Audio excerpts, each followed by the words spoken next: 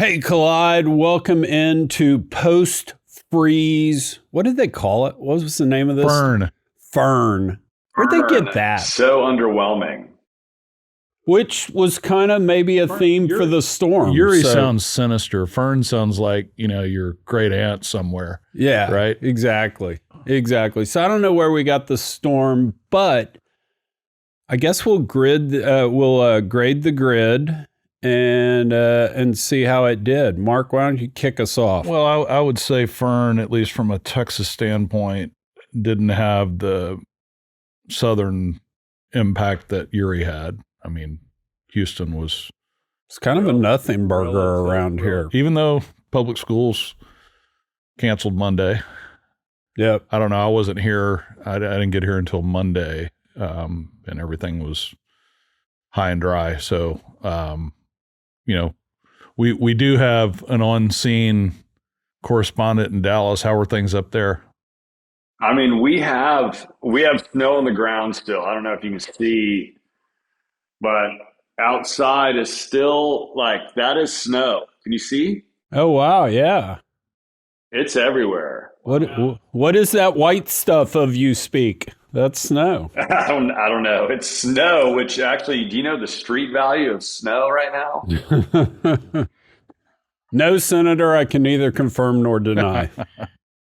We took a drive yesterday, but it was you have to be careful. Now, if you guys are friends of social media and you go on Instagram, there are so many great posts of the shit shows of people trying to drive in Austin, because when they see ice, they go faster and then they get then you're screwed. It's hilarious. Go to Instagram. You'll see some great posts.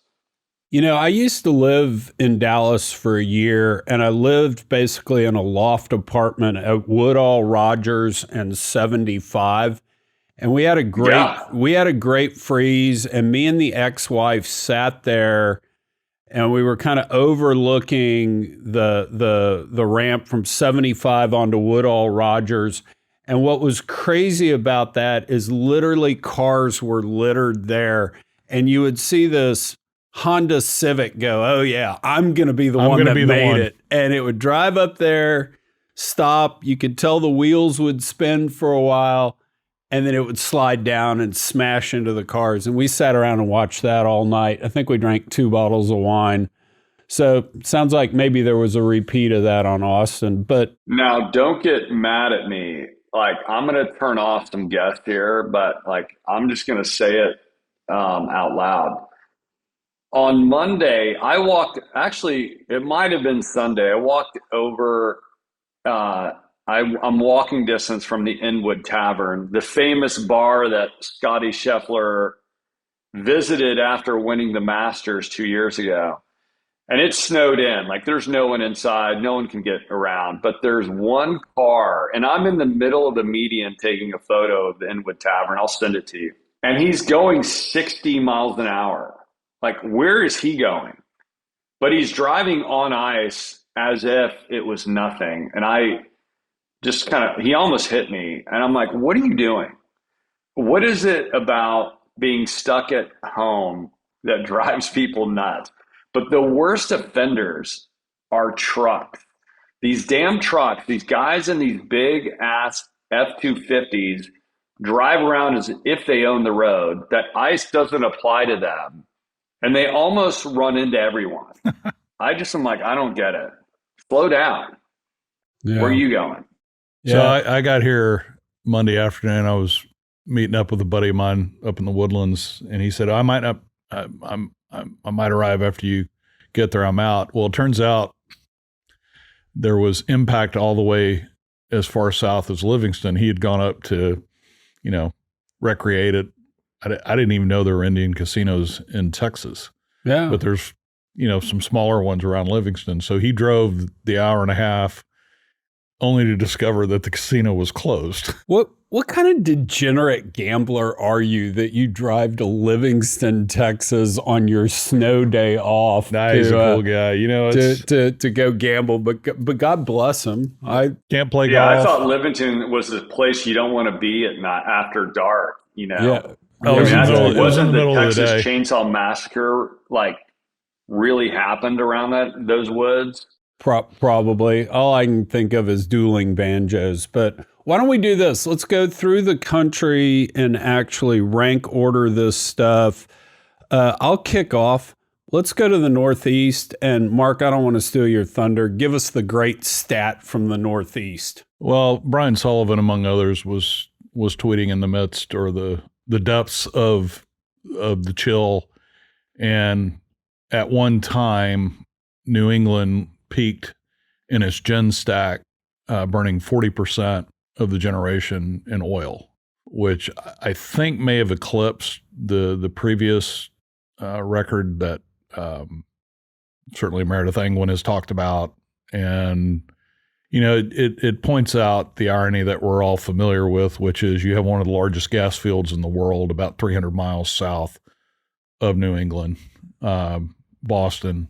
But we get into these situations in extreme cold where you have curtailments to gas-fired power generation because you've got natural gas dependent home heating. And so we've got, you know, we've got another example of, you know, we build 500-mile pipelines. I think the latest one to come on, Matterhorn Express, which is a whitewater line, it's 2.5 BCF a day line, that got built and commissioned in like 17 months, over 500 miles.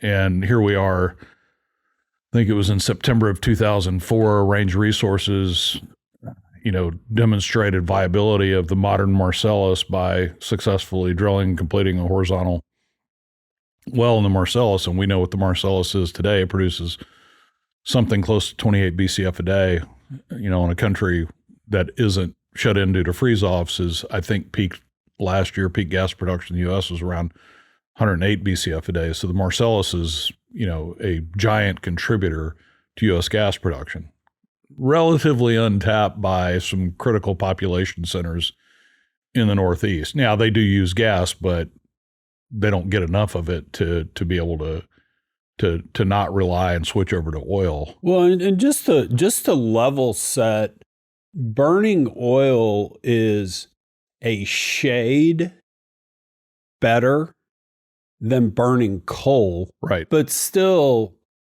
almost more than 2x burning natural gas. And so, I mean, I can't help but feel a little bit angry about the hypocrisy of the lectures I have received from the state of Massachusetts about, oh, you're in Texas with all those hydrocarbons, and this is how they choose to heat themselves, because this is all policy.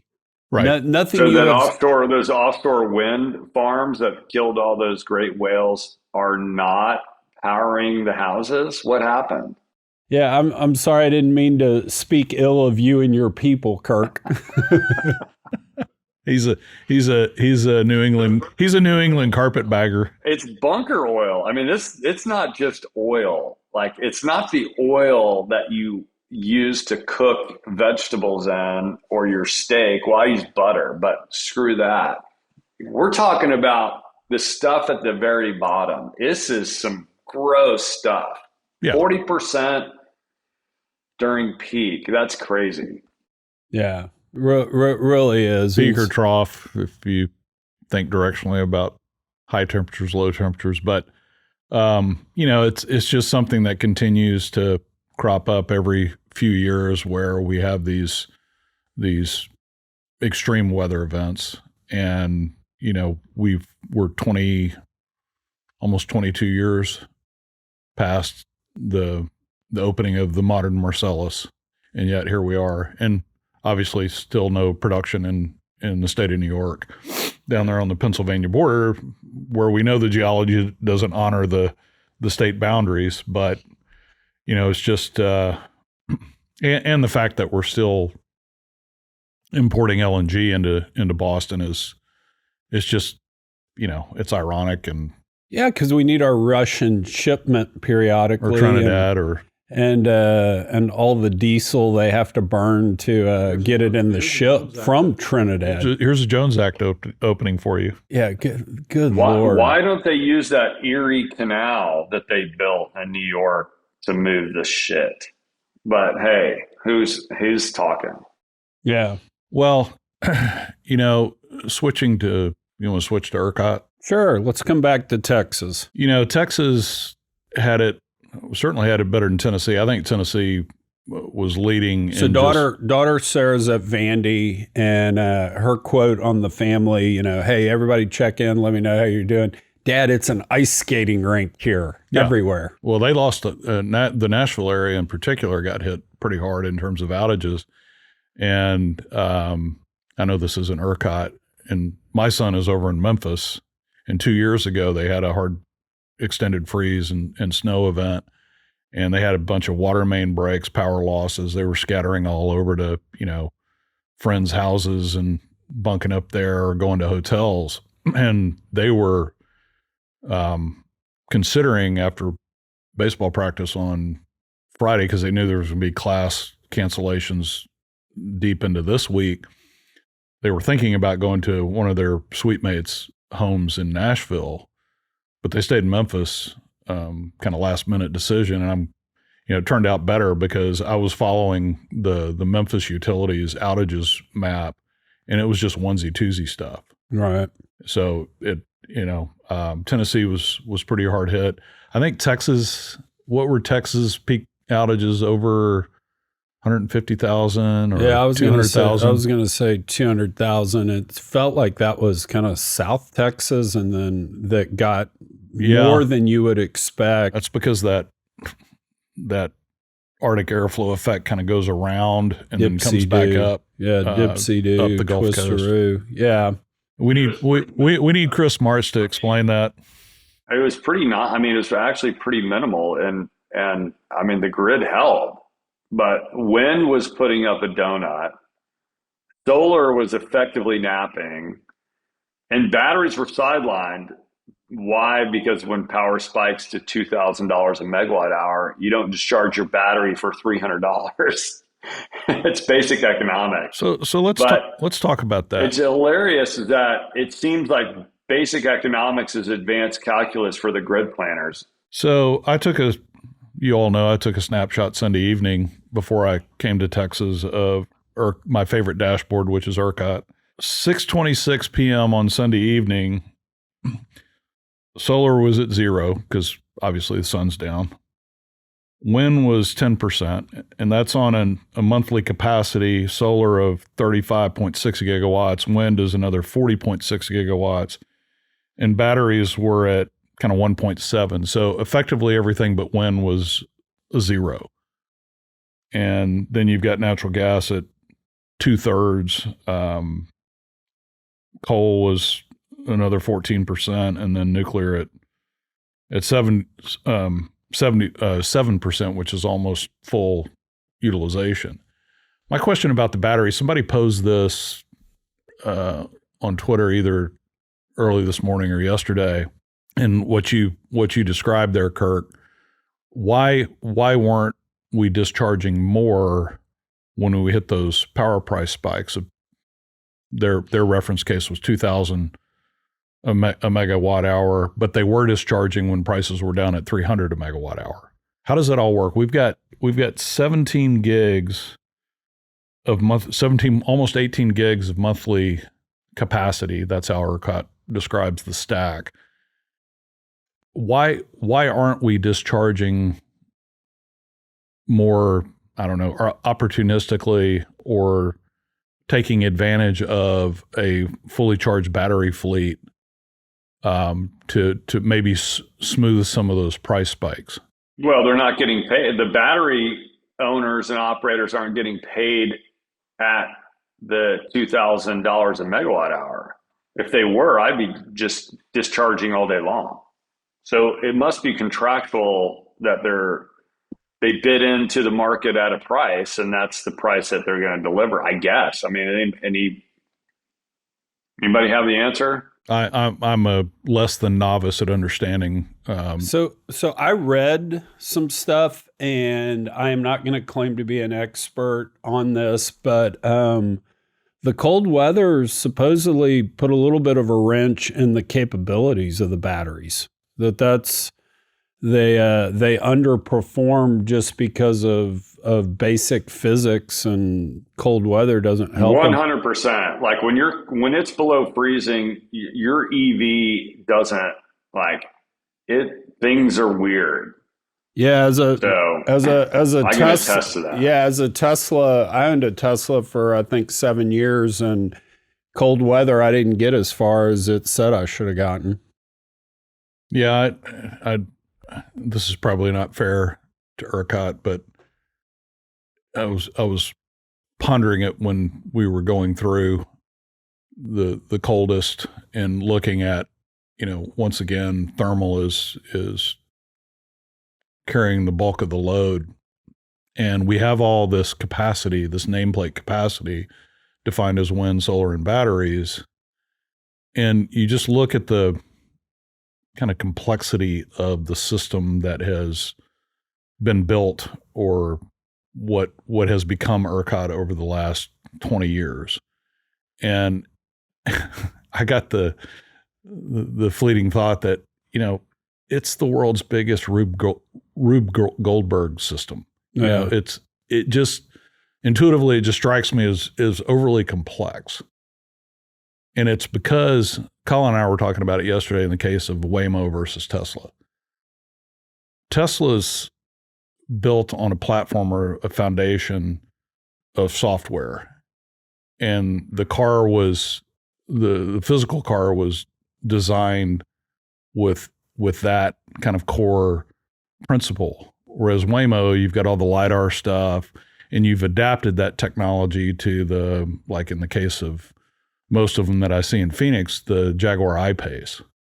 And it's just a completely different foundational design concept. And so what we've done with wind, solar, and batteries particularly from a transmission and distribution standpoint, we've created kind of a bolt-on to a grid, particularly from a transmission and distribution standpoint, that was designed for big centralized thermal power generation. Well, and then, so agree with that. Let's make it worse. Let's layer a tax code on top of it that subsidizes certain aspects versus another, which of course leads to more of the mess. And something I don't think I've fully appreciated, and an appropriate response to this is, well, no shit, Sherlock, but a very, very thin layer of snow and solar's out.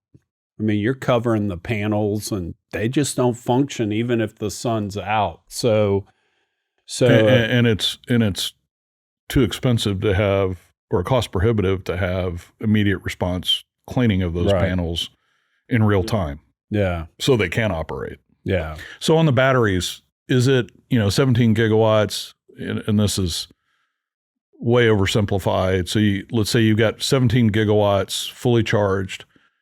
You got to feed that out. That's, assuming that you have 12 hours of dark, and the batteries are meant to 2 to 4 to back hours. up solar. Are you then able to only discharge like a gig an hour, because you've got to cover that entire period? Plus, how much of the solar fleet is dependent upon intermittent recharging? How much of the recharging is done with solar and or wind, and you can't always count on that. So you've got to you've got to kind of manage that discharge. We need to get somebody on here. We need to get somebody on here who understands, because if you look at, Texas peak demand, I think is in the most we've ever seen, close to 85 gigawatts in the summer. And that's and we peak AC. we have 95 gigawatts of monthly capacity defined as renewables, solar, wind, and storage, and smattering of hydro, which is not consequential.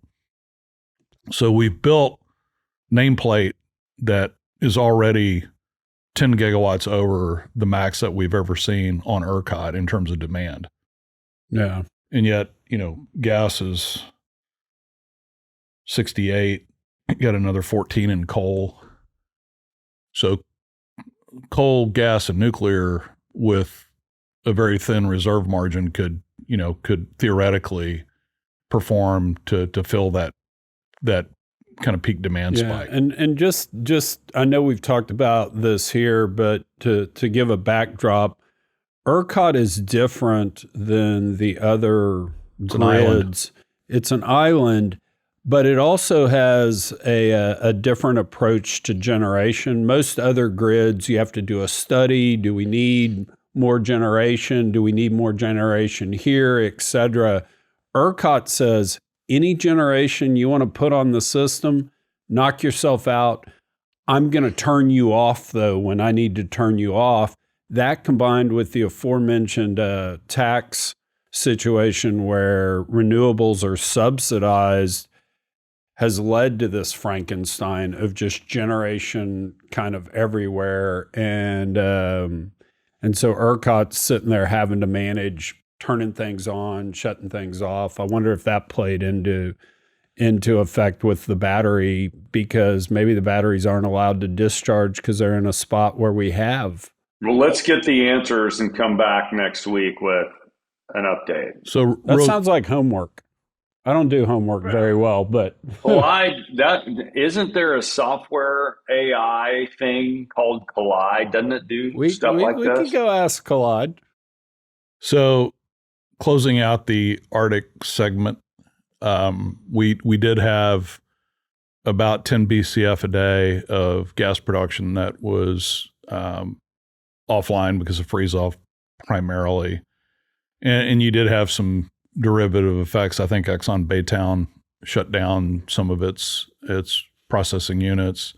You had a Goodyear plant that got curtailed or shut down. And then, cold weather causes problems with gas specs as reported by Energy Transfer. I think they got some off-spec gas at one of their plants or compressor stations. So it wasn't nearly as, I think, impactful from a widespread, residential standpoint that, was certainly not the breathless headline reporting that we saw back in Uri. Well, and part of the reason for that, guys like Toby Rice, shout out to CEO of EQT. Kirk, did you see Toby's from the man in the field clips? He was helping to get wells back online. I mean, literally looking like a field hand, no suit, no Davos badge, just hard hat and operations. I mean, I'm tired of these CEOs, energy CEOs that look like they're auditioning for a TED Talk. Toby's out there reminding the market and that this industry isn't about spreadsheets or ESG scores. It's about steel, pressure, and mud. I mean, I loved it, man. Yeah, no, kudos. And Jacob, if you cut in one of at least a short clip of Toby's stuff, I think that was really cool. I've got his X post that has the two-part. So, I think it's a two-part little video clip. It's pretty cool. So way to go, Toby. All right, I hate that we're gonna have to talk this, but Mark Mills is our dude, friend of the show, friend of ours. Go ahead, Mark. Why do you hate talking about it? Because we talk about so you the put IEA them on the show all together. The time. You can. Yeah. This is IEA on steroids. The crux of the issue is the IEA, but you had. So Mark was. We love the IEA, aren't they? Let's do the sponsor. Roll the IEA sponsorship commercial. Yeah, exactly. So Mark is it's a fairly recent, for lack of a better term, kind of energy macro think tank. He's the executive director of the National Center for Energy Analytics, and they took the topic of the IEA's latest World Energy Outlook, and the subject of the briefing that they held. It was Mark, Adam Szymanski, Neil Atkinson, and the great Bob McNally from Rapidan. And there were some really kind of interesting, at least from my perspective, underappreciated and underamplified, and they did a really good job of it. We've got the clip attached here. It's an hour-long discussion that I found to be outstanding. But basically, what's happened in the preceding 5 years when the IEA took the current policy scenarios completely out of the outlook in all of its reports between 2020 and 2024. And when they got to Bob McNally, they talked about it from a kind of global markets and macro perspective. He focused on industry and what the misguiding of not having the current policy scenario as a reference case, which a lot of policymakers and a lot of, ultimately companies are doing with respect to capital allocation. So if you look at the first 15 years of this century and then go and look at the capital spending trends in oil and gas, and then you look at since 2015, we all know there's been pretty significant contraction in global upstream spending. It's a pretty big number. And so now that the IEA is saying we're going to restore the current policy scenario, they did their global depletion rates report. We have essentially, since 2015 to now, dug an underinvestment hole of $1.5 trillion. And a lot of things have to happen to either incentivize or through geopolitical solutions. What if Iran gets solved? What if, Venezuela comes back? What if Russia's back on sides? Right. Okay. All those things are, where's the capacity going to come from if demand's not going to peak by 2030, which is now off the table even for the IEA. In fact, 120 million barrels a day by 2050 is a pretty steep challenge, is pretty tall hurdle to get over, to think about adding, more than 15 million barrels a day in the face of higher depletion rates, and companies that are leading this, particularly the supermajors and the IOCs, who have been very reticent, particularly on the exploration front. We're at a post-World War II low in global exploration spending. Yeah.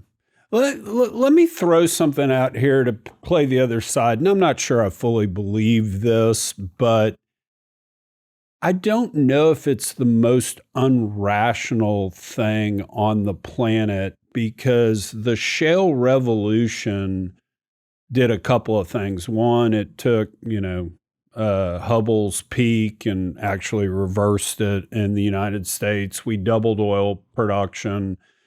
But number two, the pivot, the ability to literally on a dime move from exploration projects that take years to get online to literally 18 months being able to grow production rapidly or even shorter, has changed the dynamics. Does that mean we need that extra $1.5 trillion? I don't know. The counter argument would be, hey, those were tier one acreage in shale, and those are gone. Those are the discussions we need to be having. But I think if you're a non-energy observer, you would ultimately just point to, well, the price of oil hasn't been that high, so the market's kind of sitting there telling us this isn't that unreasonable. Chuck, I respectfully disagree. I think it's not 1.5 trillion. I think it's 3 trillion. Let's go. Hey, Kirk, let's go old Saturday Night Live, Dan Aykroyd and Jane Curtin. Jane, you ignorant slut. Fire away. You're wrong. Fire away at me. Most of our audience has no point of reference there. What did the shale revolution teach us? That oil is more expensive and harder to get out of the ground the more we need. That seems to be, so we're drilling in tight rock, we're exploring in ultra deep water. But what has happened is, yes, of course, this is it's easier to buy a barrel than it is to find a barrel. But finding barrels is usually, unless you're Shell and you can't figure out how to explore, but that's a different issue, is if you can find your own barrel, you're going to make more money. And the lack of exploration, the lack of technology growth, I've been beating this drum since 2010. Yes, I've been right.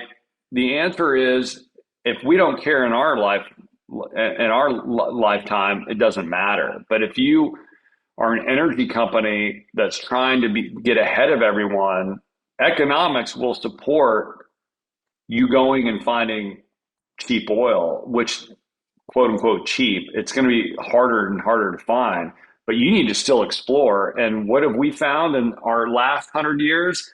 We keep finding oil. So keep exploring. Yeah. And, I think most, at least in the U.S., programs are still heavily oriented, both geology and petroleum engineering, still heavily unconventional oriented. And so true kind of conventional prospect generation skills are, I would argue, at a fairly low capacity. And yes and no, so Mark. You made the correct point, which is it's more expensive or more capital intensive when you start talking. Say that again, Mark. What? Second only to your list of Holly saying you were right, Kirk. Holly says that all the time. It comes back every fourth blue moon. I hear that. But you are so lucky she does not listen to BDE. The big energy companies, maybe Exxon's you could argue this, and you are a former Exxon employee, I guess. The big the majors can't compete against U.S. focused onshore unconventional. Right. They don't move fast. They're not nimble. Over-engineer. So they have to go to the crazy places. What's funny is some U.S.-based energy companies are competing against the majors in these foreign lands, which is, I think, really interesting. But you are right. But these big majors can't do it. I covered XTO for quite a while as an independent.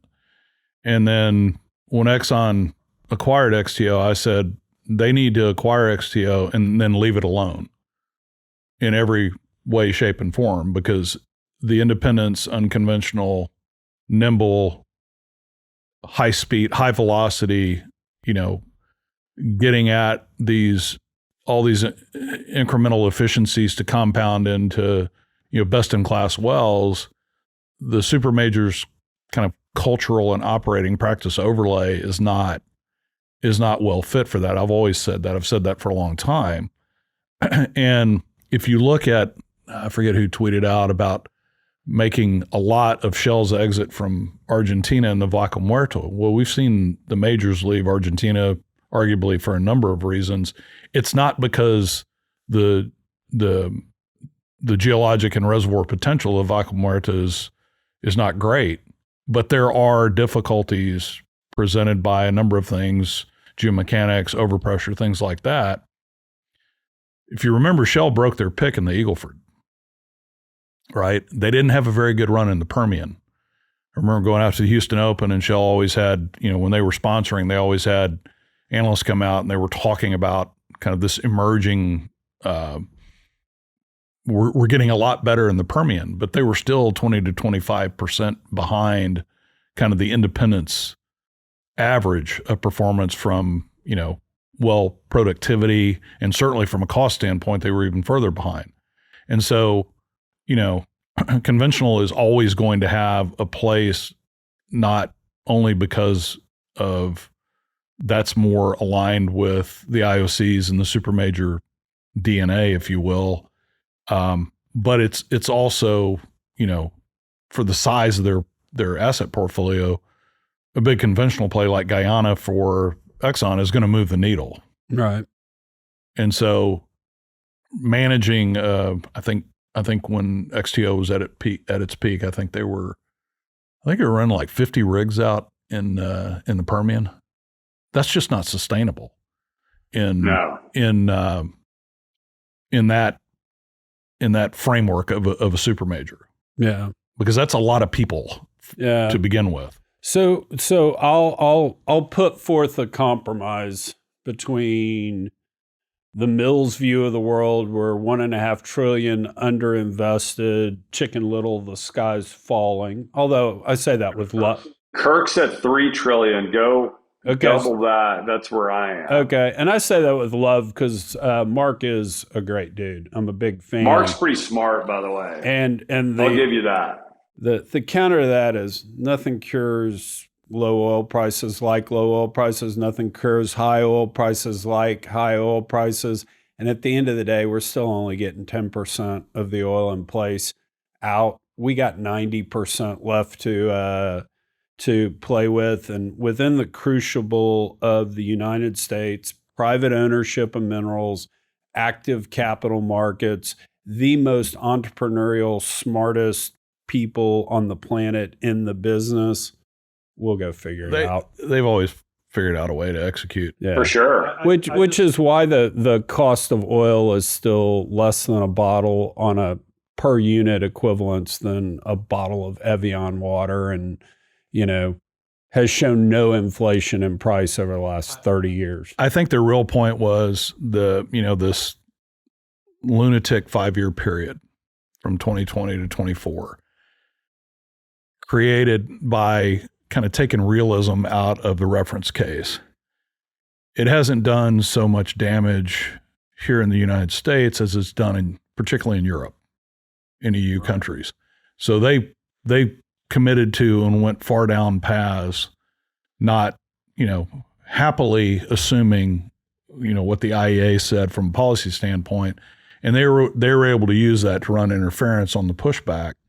So the other aspect of this that was interesting to me is, even if the restoration of the current policy scenario means status quo as is, there's a little bit of a risk that demand will surprise to the upside, because as we've seen in the U.S., where we've had these populist movements, what the UK has done on ICE bans, what we've done in terms of removing electric vehicle subsidies, there's kind of rolling back from this wave of transition and policy setting euphoria. So if demand surprises to the upside, if that 1.5 trillion of underinvestment in the reference case is right, if the reference case gets adjusted and on the margin you're kind of going back to fossil fuels, is there a surprise to the upside, and should we be incorporating those what ifs into the reference case? Well, and I think it's fair to have to say this is somewhat setting the ground for a "I told you so," which I think is fair, and it should be our job as energy experts to educate the world on this. Well, they were each justifiably commending the IEA at its foundational level. Great data and really, really good analysts. And as I've been saying for quite a while, it is an IEA leadership problem. And I think there's a pretty radical overhaul of the leadership that needs to take place. And so that's really my takeaways. And I apologize for ambushing you with another IEA segment. I was just going on. And dude, hey, Chuck and I know it's always around the corner, Mark. We know that you're just waiting to throw an IEA segment in. We know that. It's okay. Exactly. And at the end of the day, we do need to go get more oil, because Senator Warren needs to have something to burn to stay warm in these times. So anyway, well, I'm glad we all survived Fern, and anyway, do it again next week. And I know we cut off India. Sorry. That's fine. But I got to go sell some software. Is a software salesman, is there how do you contribute to the scoping discussions? Dude, I actually don't salespeople like infinite scope? No. In all seriousness, I've been on the board of, call it 100 oil and gas companies, and when things go boom in the night and you got to parachute in, I actually understand, I think, the workflows of an oil and gas company more so than most people, and so sure. I'm actually a contributor to the scoping discussion. You're taking some shots today. I play golf with some like software sales guys, and they all drive really expensive cars. So I think you need to show success. You need to get a Cybertruck. It's time to get back into the game because it's time. So I'm still driving my Hyundai, but as soon as I start getting paid for being the world's greatest AI software salesman, I am going to go buy a Corvette, because I think every American man needs to own a Corvette. I think Corvettes are peaking these days, and if I wait more than 5 years, I'm not going to be able to sit in the car. So that is the goal in 2026. If you're value shopping, you can get a good deal on an F-150 Lightning. I am not a Corvette guy, but my wife's brother he's waiting for it to be built. And I didn't realize there's only one place in Bowling Green or somewhere where they build them. So I also didn't realize there's like 4 different models. So Chuck, which Corvette are you looking at? I'm not allowing myself to look at them yet because I don't want to jinx it. But anyway, all right, boys. You mean you don't want to jinx Colin 67 agreeing Stingray to pay you? Those would be cool.